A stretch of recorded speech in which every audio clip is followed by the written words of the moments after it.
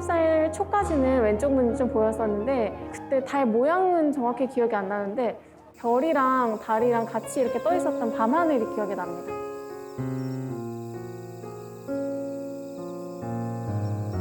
여기 보시면 하늘에도 이렇게 백조자리가 있네요. 십자 모양을 하고 있습니다. 야.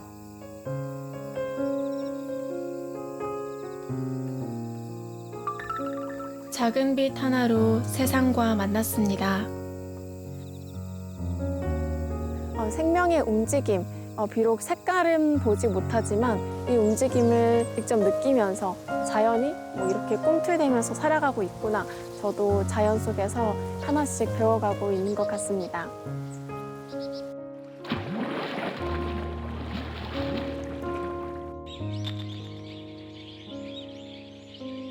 낯선 언어로 늘 가까이 있는 참 고마운 그들의 얼굴을 그려봅니다.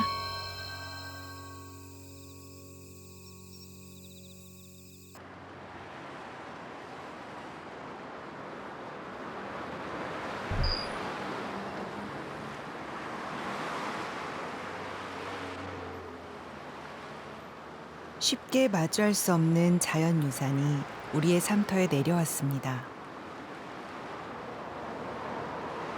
평상시에 다시 보지 못하지만은 이런 화면을 통해서 보니까 되게 씩씩하게 보입니다. 씩씩하고 보존지기가 느껴지는.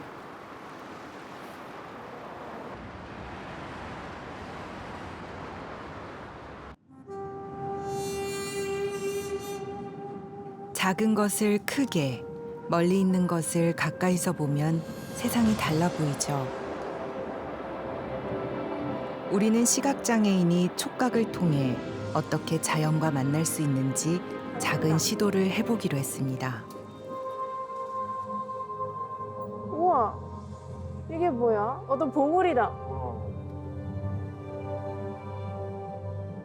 오, 이런 식으로 영상을 감상한 게 처음이기도 하고 뭔가 내 손의 감각에 좀 더 집중을 하게 되고 영상 속으로 내가 직접 들어가서 경험하는 것 같은 그런 느낌이 들었습니다.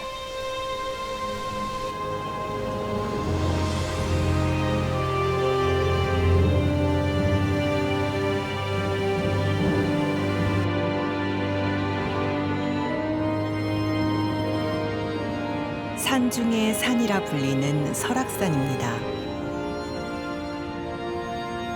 비바람에 깎인 화강암들의 경연장이죠.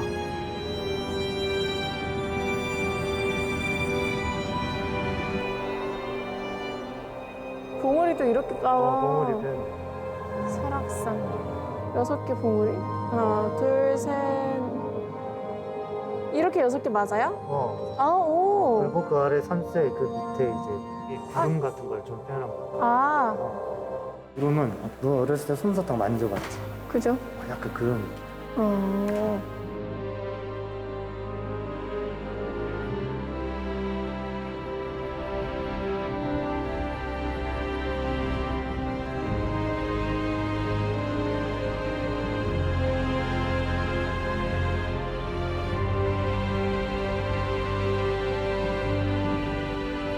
수빈 씨는 깎아지른 봉우리 사이 솜사탕처럼 부드러운 구름을 통해 설악산을 만나기 시작했습니다.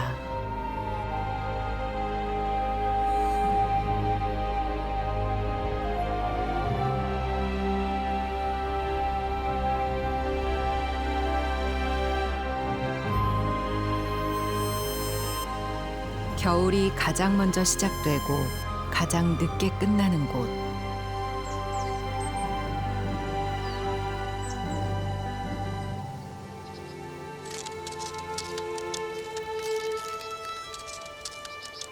산의 얼음장을 밀어내며 여린 생명이 고개를 내밉니다.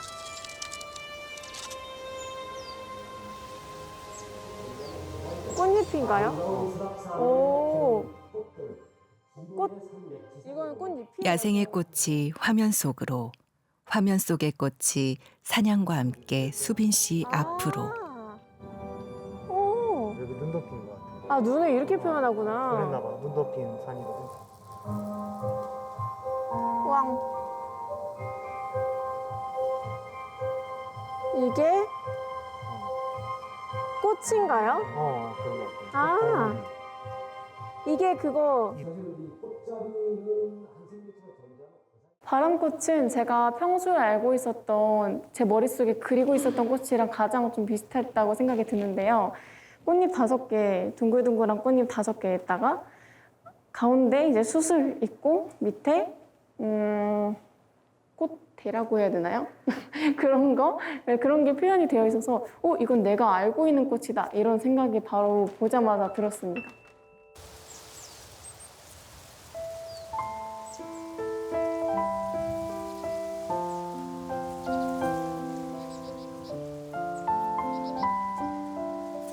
꽃잎 하나하나, 꽃술 하나하나가 말을 걸어옵니다.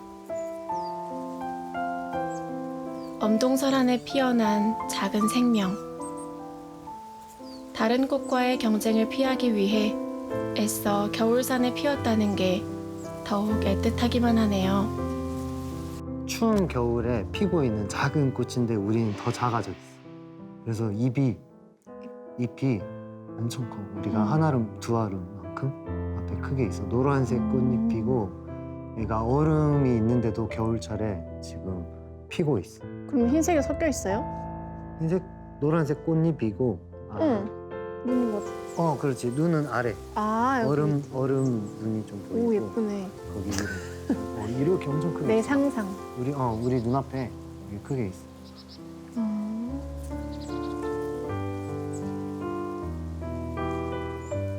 따뜻한 계절이 아니라 쉽진 않을 텐데 이때에도 되게 아름답게 피어 있는 걸 보니까 뭔가 좀 강인한 느낌이 들고 뭔가 좀 힘든 상황 속에서도 꿋꿋이 나는 내 자리를 지키고 좀 피어 있겠다 이런 의지가 좀 보이는 것 같기도 하고.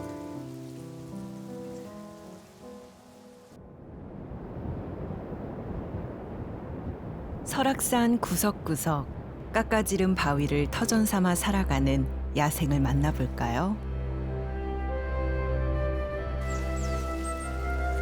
사냥은 맹수를 피해 벼랑 끝의 삶을 택했고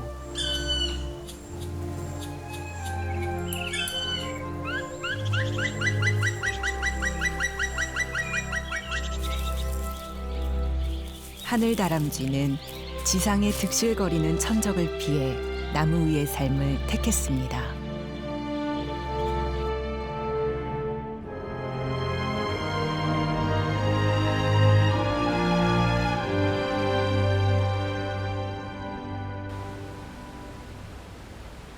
결코 이슬 한 방울, 안개 한 줌도 허투루 흐르지 않는 자연.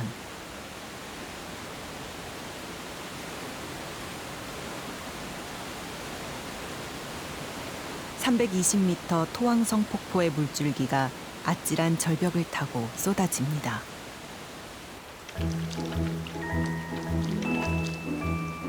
하지만 거슬러 오르는 물고기도 있죠.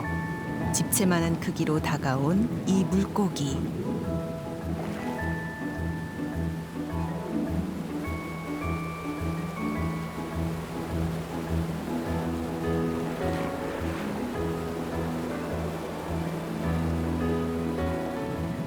산란을 위한 열목어의 여정이 필사적입니다. 열목어는 오로지 등 지느러미와 꼬리의 추진력만으로 거센 물살을 이겨내죠.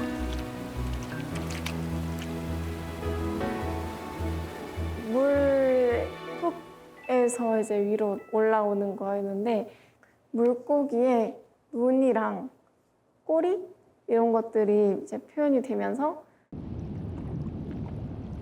수빈 씨는 열목어가 감당하는 물살은 물론 얼음치의 무늬까지 읽어냅니다. 이렇게 딱 손을 따라가다 보니까 지느러미가 있다는 거. 꼬리도 꼬리는 이제 지느러미 반대쪽에는 오른쪽에 표현이 되어.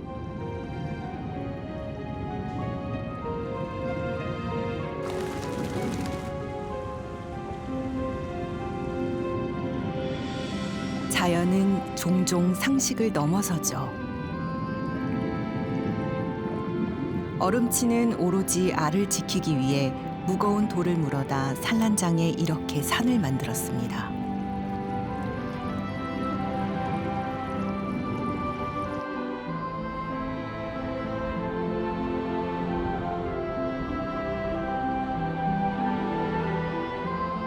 밝음과 어둠, 높음과 낮음 없이 이어지는 게 생명의 무대죠.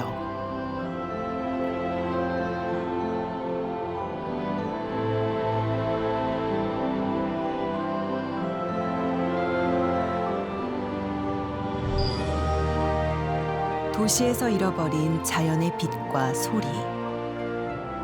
꽃잎이 사람보다 크게 벌어지고 섬의 파도가 성벽에 넘실댑니다.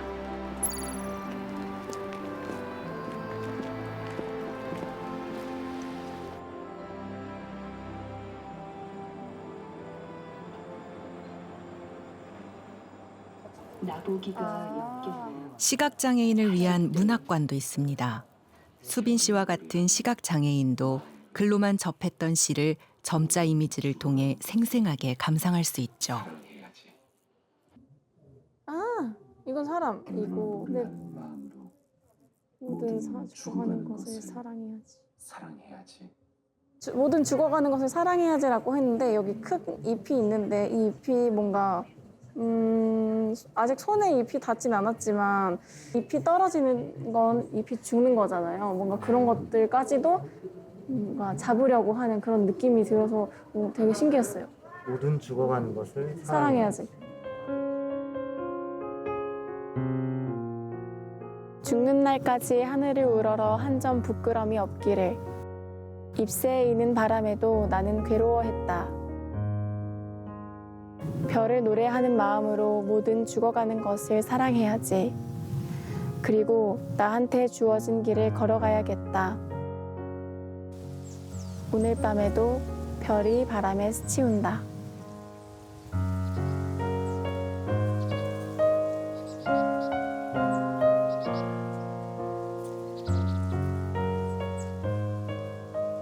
수빈이는 비장애인들, 정한인들이 보는 이 아름다운 모습을 이해해 보려고 노력하는 거고, 저는 눈으로만 봤던 그 자연을 다른 감각으로 더 느끼게 되고, 수빈이는 보이진 않지만 더 많은 것을 듣게 되고 느끼게 되고, 그래서 서로의 이 중간이 맞았을 때 그때 함께 느끼는 것 같습니다. 아, 이 자연.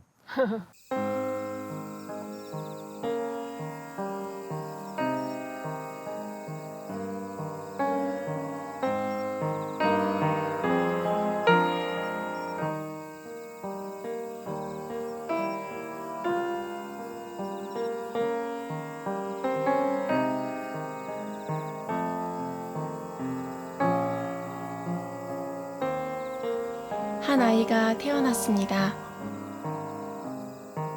미수가 망막증을 갖고 태어난 아이. 아이는 7살 적 한쪽 눈에 남아있던 작은 빛마저 잃어버렸습니다.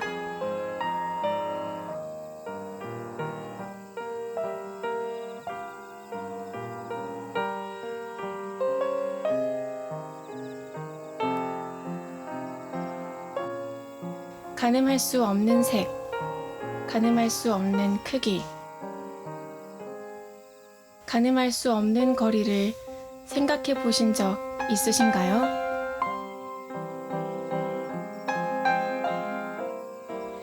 별과 반딧불을 닮은 점이 뭔지 아세요? 스스로 빛을 낸다는 것. 반딧불이가 빛을 통해서 서로 소통하고 대화하고 또 서로를 사랑한다는 그런 신호를 보낸다는 게 되게 신기하고 그게 좀 더 낭만적인 그런 느낌이 드는 것 같습니다.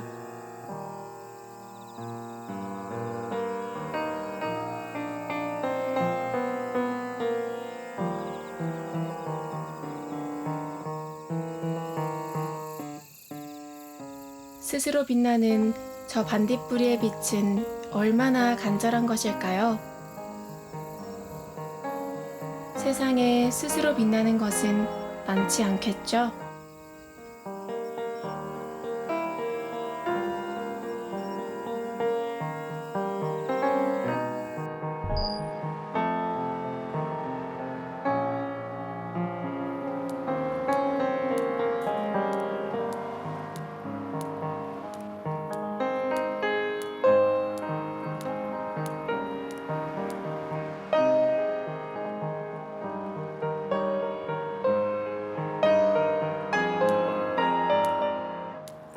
말하기 속도 50 컨테이너 머리꿈 문집 단어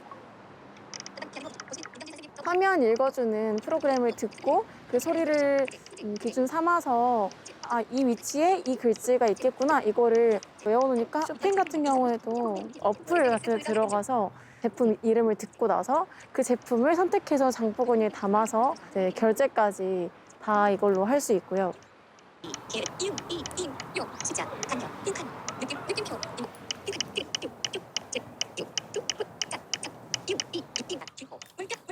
수빈 씨의 대학 생활은 여느 친구들과 다르지 않습니다.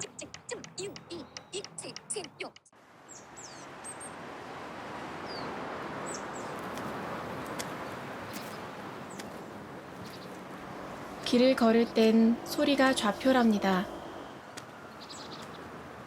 흰 지팡이로는 공간을 열어가죠.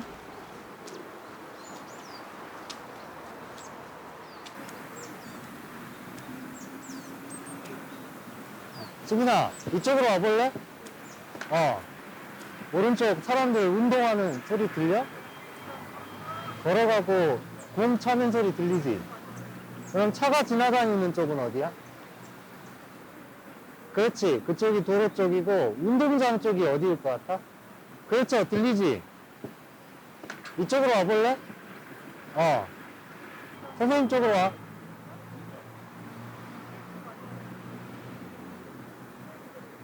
여기 이쪽으로. 바닥에 낙엽 더 많아졌지. 이쪽? 어, 이쪽이요. 이쪽 근처? 수빈아, 새소리 어디서 나?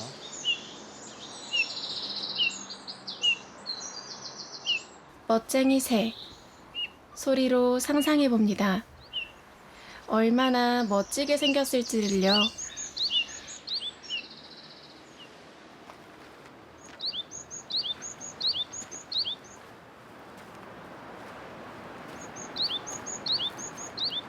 수빈아, 가볼까? 네.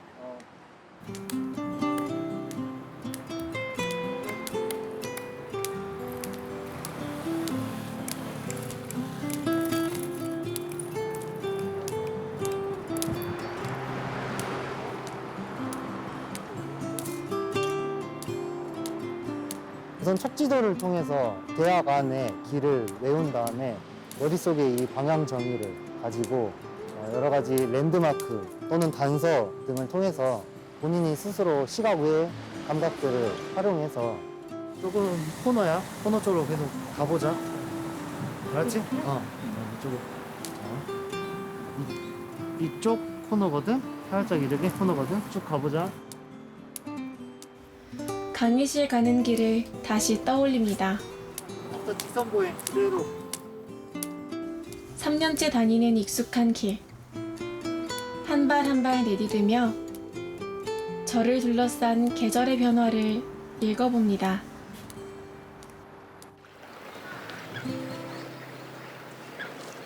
온다. 소리 들리는 쪽. 네. 어디야? 그지? 애처로워 보이는데 왜? 애처로웠어? 제가 듣기에는?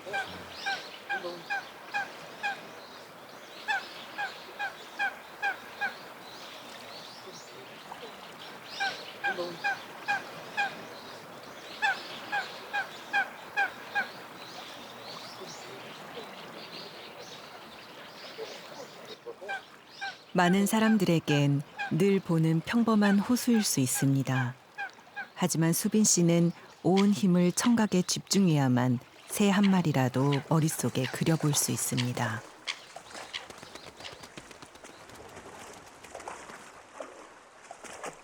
그리고 물 위로 타다다닥 물을 치는 소리를 네, 들었지. 네. 한 마리, 저쪽 두 마리, 저기 세 마리. 다 다 멀리 갔어 지금. 아까 소리 들었지? 네. 소리 어떻게 났어? 그걸 저 따라하는 거예요? 한번 어떤 소리 났어? 까까까까. 이러면서 맞아. 오늘도 우리 곁에 꿈틀대는 자연의 이야기. 점자책을 펼쳐 궁금증을 풀어봅니다.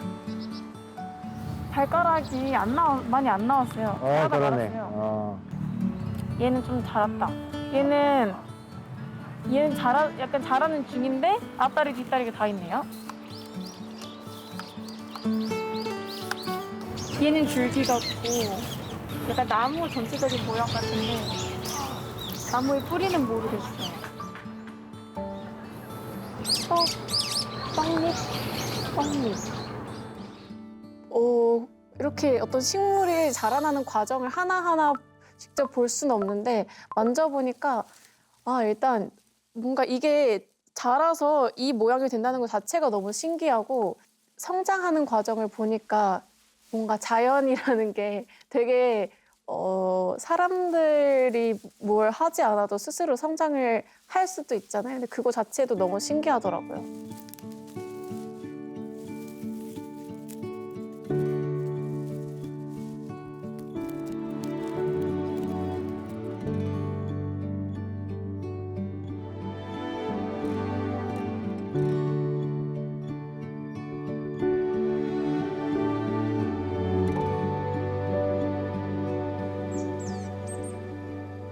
스승인 병진 씨는 수빈 씨에게 가장 가까운 자연의 안내자입니다. 뭐 하세요? 안 알려줌. 뭘 하고 계시겠죠? 안 알려줄 거야. 너가 맞춰야 돼. 너가 문제를. 아날로그적이야. 자, 됐다. 날개 되게 크네, 날개. 부리. 그리고 다리. 맞겠지? 다리. 물속에 있는 다리. 아까 들었던 건가? 저기 앞에 있었던. 수빈 씨는 아까 만났던 물닭을 정확하게 그려냅니다. 많은 사람들이 쉽게 보지 못했던 커다란 물갈퀴까지도요.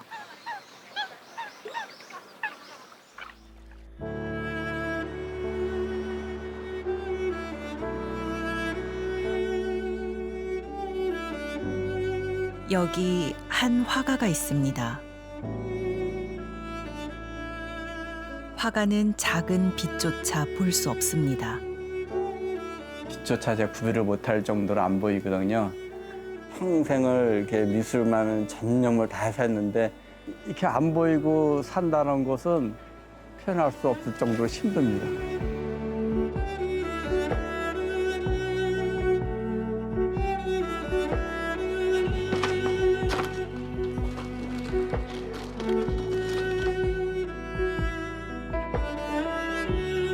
8년 전 전도 양양했던 박환 화백은 해외 전시를 준비하고 돌아오다 교통사고를 당해 시력을 잃고 말았습니다.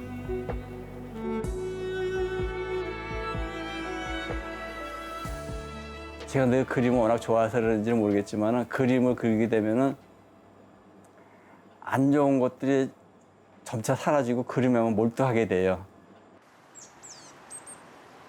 그는 화가의 길을 포기하려 했지만 숲이 안내자가 돼줬습니다.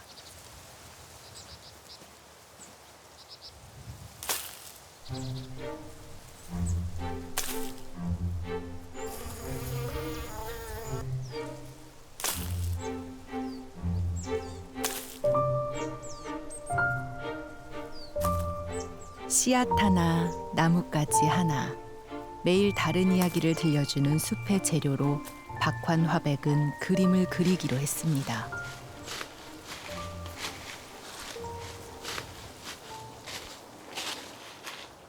이거는 떡에서 쓸 수 있을 것 같아. 앉아봐봐. 쓸만해? 이거는 굵은 나무는 딱이야. 근데 이제 가는 게 너무 찾기가 힘들어서 이제 가는 게 필요한데.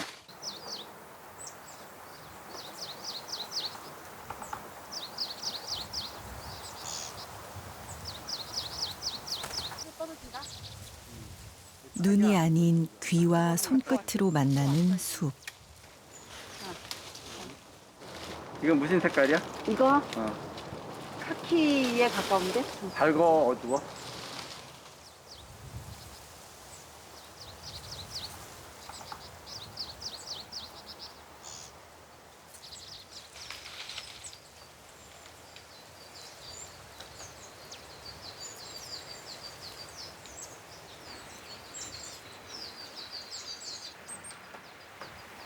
애벌레를 찾기 위해 나무의 내면을 가장 잘 알아야 하는 딱따구리와 박환 화백과의 만남.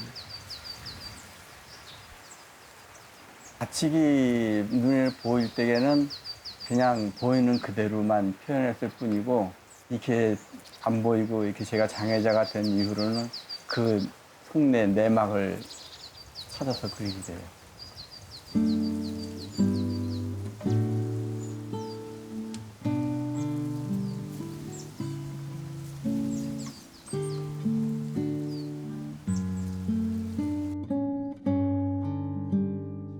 색도 형태도 구분할 수 없는데 그림은 어떻게 그릴까요? 핏이 많이 굳혔잖아요. 이게 그냥 꽂아놓은 게 아니라 위치 선정이요. 요 간격이 가까이 있는 거, 또 떨어져 있는 거, 이걸 제가 다 기억하고 있어야 돼요. 색감이며 어떻게 표현하는 걸 다 만져보면 제가 기억을 해야 돼요.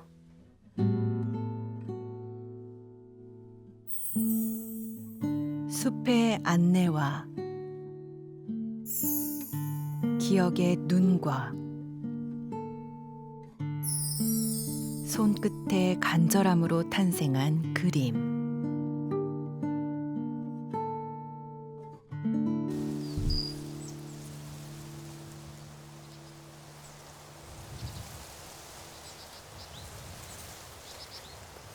한 그루 나무가 가진 생의 부피를 생각해 보신 적 있으신가요? 이만큼도 안 돼요. 너무 많이 한다. 이거? 거의 벽인데? 까칠까칠하지? 가장 화려한 빛깔로 우뚝 선 나무. 오른쪽 위에가 빨간색이거든? 오른쪽으로 갈수록 이쪽이요? 더 빨간색이야. 아, 지금. 그라데이션이요 뭐. 그라데이션. 햇빛이 드는 방향에 따라. 움직이지 못하는 이 가을 나무가 보지 못하는 수빈 씨에게 나지막히 이야기를 전합니다.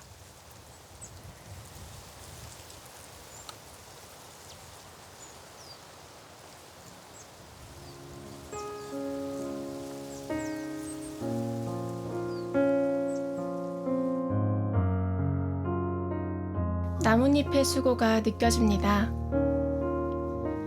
햇볕과 물을 붙잡기 위해 이 나무는 얼마나 애썼을까요?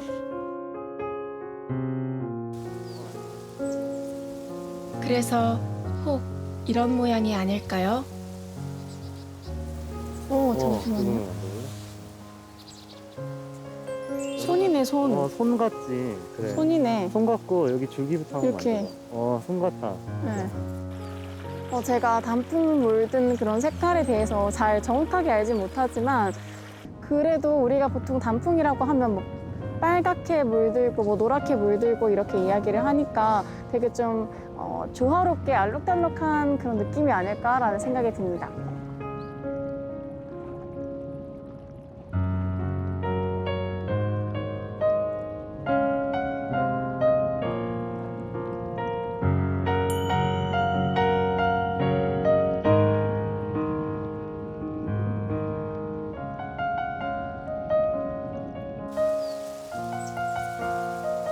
보이지 않아도 더듬더듬 만지면 알 수 있는 것들. 평소에 보는 벽은 약간 다듬어져 있는 이렇게 매끈매끈 다듬어져 있는데 얘는 울퉁불퉁해가지고 모양이 약간 불규칙하게 모양이 좀 있는 것 같아요.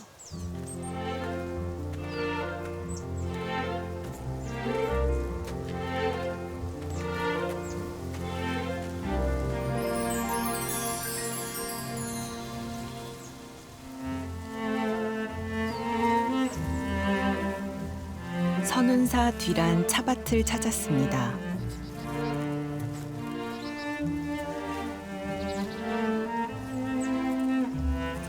늦가을까지 꽃을 볼 수 있는 곳. 많은 이들에겐 당연한 꽃망울이지만 수빈 씨에겐 모든 게 수수께끼입니다. 오, 동그란데 이렇게 동그랄 수가 있나? 약간 구슬처럼. 이건 뭐 같아? 구슬처럼 생겼는데 입 옆에 있으니까 관련된 것이 아닐까.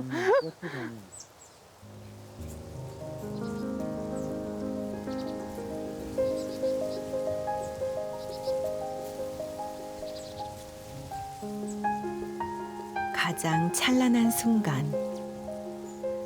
마침내 차나무가 꽃잎을 열어 손님 맞이 준비를 합니다. 이건 잎이 아니고 꽃잎 만져볼까? 꽃잎에 동그란 무언가가 꽃잎마다 약간 붙어있는 그런 느낌? 되게 작네요. 작고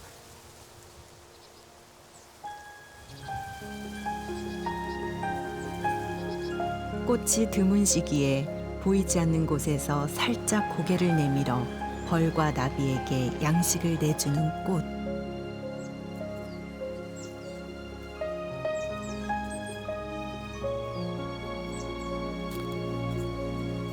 벌과 나비는 고마움의 대가를 이렇게 남깁니다. 그거 뭐야? 이거는 약간 동그라미 2개 붙어있는 눈사람이 옆으로 붙어있는 느낌이랄까요?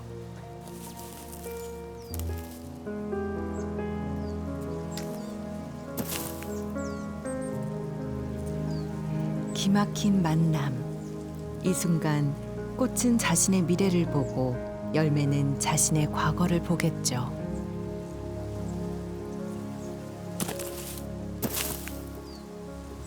씨앗이 2개 있는 애, 3개 있는 애 열매. 아, 씨앗 차이구나. 그래서 한 개는 눈사람이고 한 개는 부족한 하트. 하트로.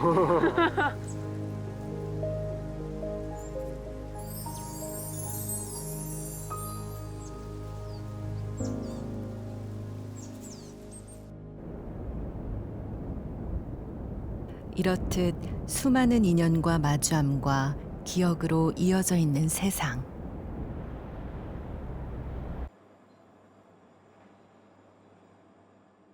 예, 요거 있잖아요. 이거 한번 만져보시겠어요? 여기 손 이렇게 하고 여기. 우와. 이게 뭐 같아요, 이거요? 쭉 한번 만져보세요. 느낌을 한번. 막 튀어나왔죠? 울퉁불퉁. 네. 예. 이거 뭐 같아요, 이게 지금? 가지인가? 이게 뭐지? 좀 어려울 것 같아. 이거는 대학교 시험보다 더 힘들어. 어디일까? 약간 옛날 마루 이런 거. 맞았어. 마루야, 이게 마루 이렇게 해놓은 거예요, 이렇게. 이게 방이에요, 이게 방문이야, 이게. 네모나게 이렇게 있잖아요. 이게 방문이야, 얘가. 기억을 더듬으며 할머니 집에 닿았습니다. 나무의 결이 살아있는 툇마루.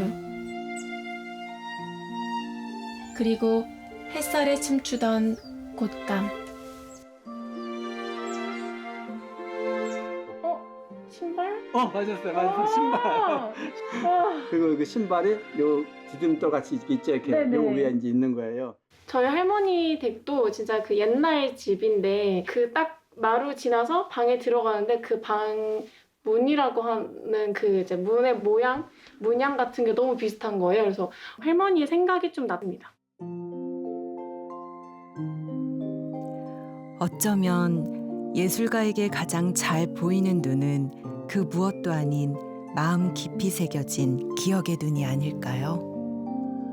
한번 껍질에 한번 만져보세요, 이렇게. 아, 상자 안에 있나요? 예, 여기 있어요. 이 나무를 붙이는 이유가 있어요. 네. 왜냐하면 누구든지 보면서 생동감이나 뭐 나무의 이 삶의 이 고통 같은 거 다 네. 느낄 수가 있을 거예요. 네. 그냥 그림으로 표현하면 그런 느낌이 별로 없어요. 이 고무나무가 썩어서 떨어질 때까지 얼마나 고통이 심했겠어요. 그쵸. 예, 그런 걸 저는 표현하기 위해서 나무 껍질을 붙이는 거예요.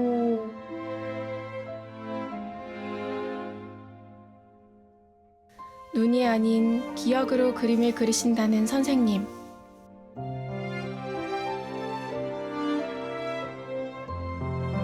선생님에게 그림 그리는 일은 기억을 모으는 일이자 나무의 인생을 모으는 일이었습니다. 약간 나무 전체적인 모양 같은데 밑에 뿌리는 아닌 것 같은데 여러 갈래로 좀 뻗어나가 있는 느낌? 하지 마시고 두 사람의 기억은 오래된 은행나무로 이어집니다.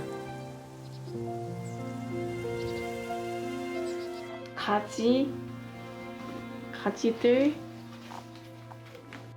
나무 네. 잎사귀.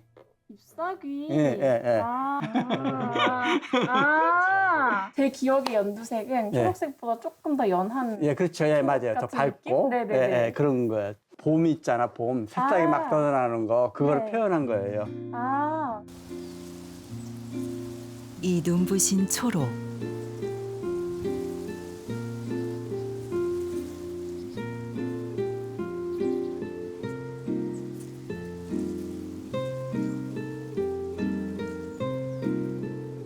이 초록을 만들기 위해 겨울을 견딘 나무는 가지 끝까지 온 힘을 다해 물을 올렸겠지요. 요것은 봄을 좀 표현한 겁니다. 그래서 이파리가 새싹이 조금씩 이렇게 좀 나왔을 거예요, 아마. 맞아요? 봄 그 느낌 나요? 아, 희망이요. 새싹이 나온 것은 처음에 시작하는 거잖아요. 그래서 점점 커지고 또 가지가 뻗어나가고 그래서 내일에 대한 희망을 표현한 겁니다.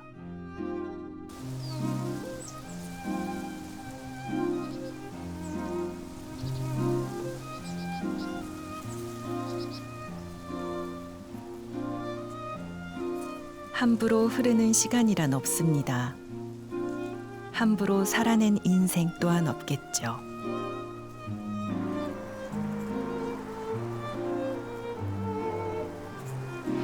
지난 시절 800번 새순을 밀어 올리고 800번 노랗게 물든 잎을 떨어뜨리며 제자리를 지켜왔을 은행나무. 굴곡이 있네.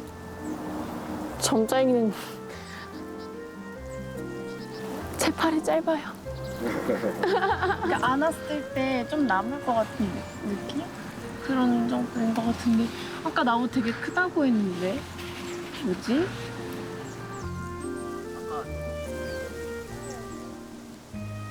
볼 수 없지만 온몸에 전해지는 이야기. 뿌리와 줄기의 속삭임이 손끝에 전해집니다. 이 은행나무가 어느 정도 크기냐면 저기서부터 여기까지. 이게 하나예요? 이게 나무가 이 정도 크기인데 지금 이게 하나겠지 생각했는데 옆에 바로 또 붙어 있고 또 붙어 있고 해가지고 뭔가 기둥이 쭉쭉쭉쭉 세워져 있는 느낌이었고 얘는 사람 팔처럼 이렇게 약간 뻗어 있더라고요. 그래서 800년의 인생을 봤을 때 뭔가 이 크기가 이제 약간 그럴만하다, 클만하네 이렇게 생각이 들고요. 아, 기억이 납니다. 부채 모양의 이것. 나무는 계속해서 같은 자리에서 있잖아요. 그래서 나무의 입장에서 생각을 해본다면 살짝 좀 외롭지 않을까. 약간 이런 생각도 가지고 있고 800년 동안 이렇게 살아있다는 거, 살아있으면서 바람도 많이 맞고 뭐 태풍이 오면 그 태풍에도 버티고 그래서 굉장히 힘든 일이 많았겠지만 지금은 그래도 좀 쉴 수 있는 그런, 왜냐하면 그만큼 또 시간이 지난 만큼 더 단단해지고 그랬지 않았을까라는 생각이 듭니다.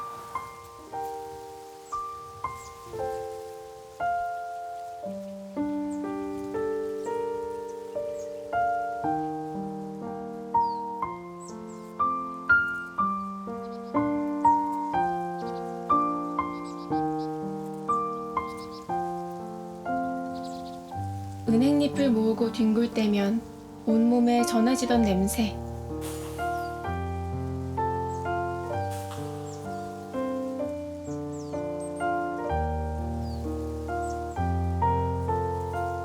은행잎을 만지며 나무의 일생을 다시 생각해 봅니다.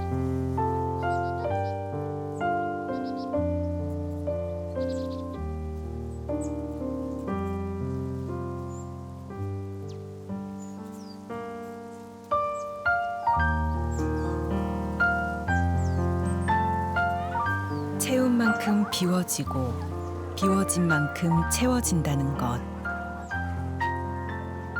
이것이 쉽게 가늠할 수 없는 한 나무의 일생이자 은행잎 하나하나가 결코 사소할 수 없는 이유입니다. 저도 지금 고난을 엄청 겪고 있는 건데 좌절과 절망 수도 없이 밀려오고 그러는데 이 나무도 따지고 보면은 사람으로 치면 더 수많은 걸 겪었을 텐데 변함없이 꾸준히 이렇게 하고 있잖아요. 저도 힘들고 고통스러워도 어떤 것이 닥쳐와도 끝끝내 이게 극복해 나가면서 그러면 뭔가가 또 다른 게 오지 않을까. 그것을 바라보면서 시련을 겪어도 이겨내려고 하면 할 것 같아요.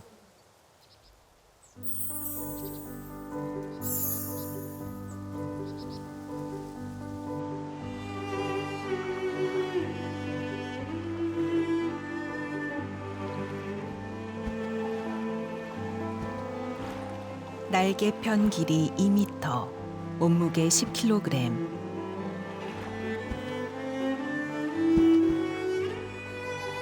육중한 몸을 가진 큰 고니 가족이 날아옵니다.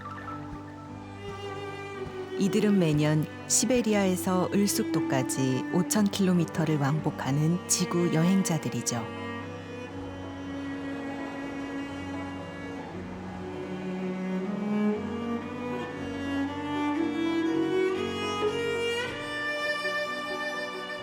자연은 크게, 사람은 작게. 작은 존재가 돼보면 잘 보이지 않는 것들을 볼 수 있습니다.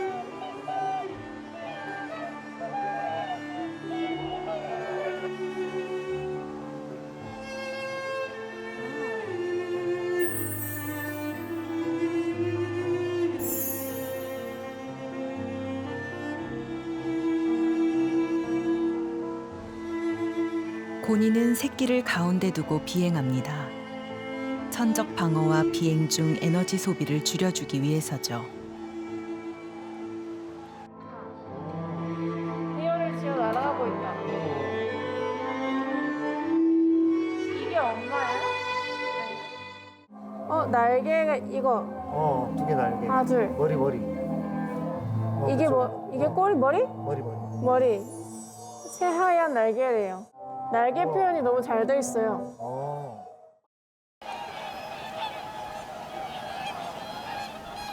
오로지 두 날개의 힘으로 끌고 온 육중한 몸.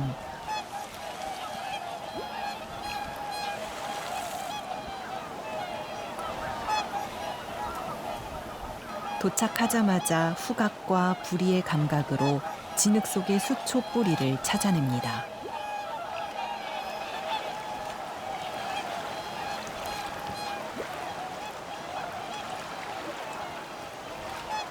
네 마리, 5마리 정도 있었는데 화면 해설에서 새가 날아가는데 엄마 새가 제일 앞에 있다라고 얘기해 주니까 아 이게 엄마 새구나를 알게 되고 또 이게 새라고 하니까 새가 어딨지? 만져봤는데 하나 이렇게 서로 수평을 이루어서 간다고 했었던 것 같은데 그 설명을 듣고 또 만지니까 아 이렇게 날아가고 있구나 이걸 알게 되었습니다.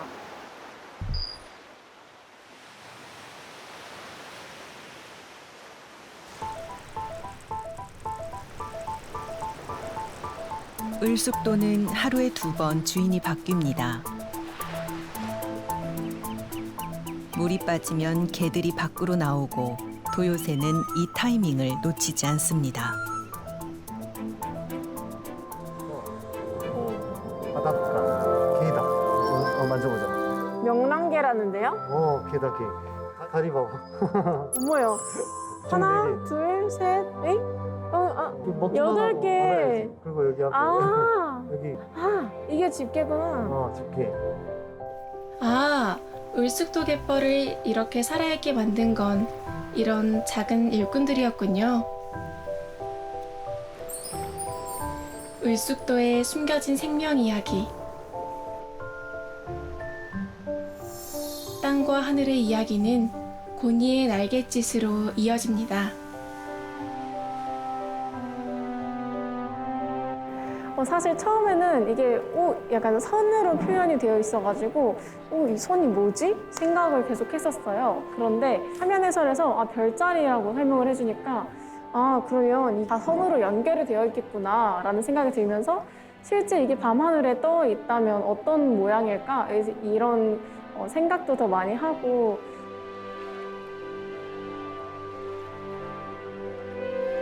고니의 잠자리로 고니의 별자리가 내려오네요.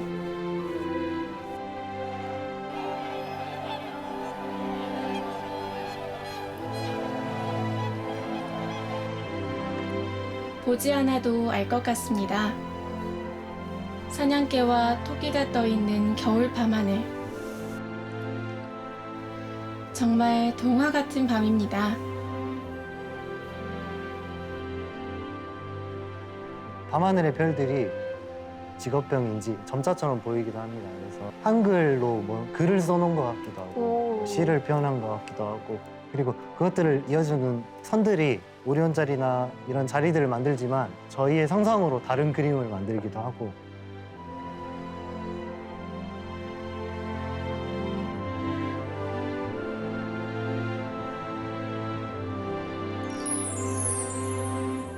철새의 하늘길에 담긴 별 이야기.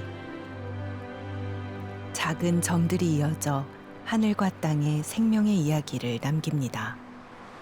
그냥 직진이야, 알았지? 네. 가운데로 좀만 더 갈 거거든. 달리지. 하나, 가자. 오케이, 그쪽. 좋아.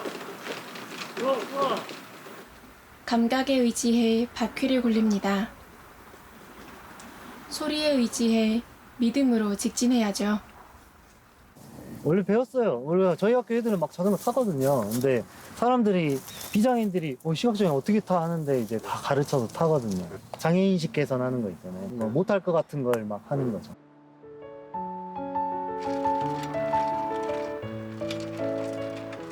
여러분은 세상과 어떻게 만나시나요?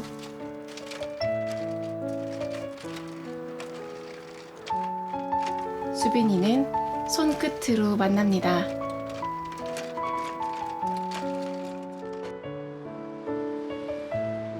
사실 그 전에 자연은 그냥 귀로 듣는 거, 냄새 맡는 게 전부였다면 지금은 뭐 나무의 모양을 직접 알아가고 느껴가는 거, 느낄 수 있다는 것 자체가 신비하고 항상 옆에 있다 보니까 가끔은 이 자연의 고마움을 잊어버리기도 하지만 변치 않고 옆에 있어주는 것, 그래서 되게 고마운 그런 존재라고 생각합니다.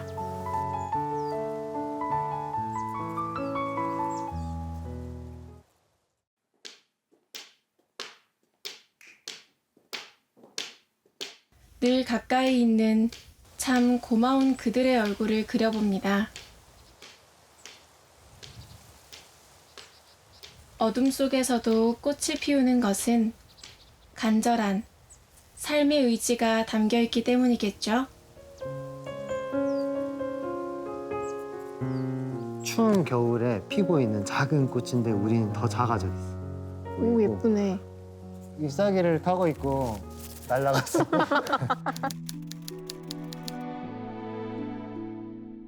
이 편지는 KBS 환경 스페셜 팀이 처음으로 점자로 만들어 본 편지예요.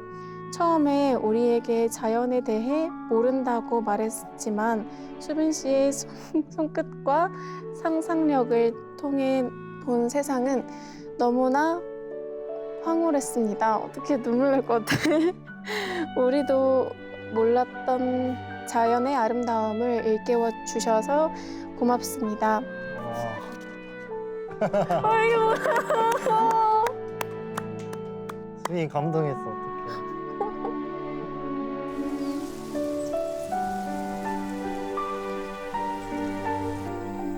어떡해.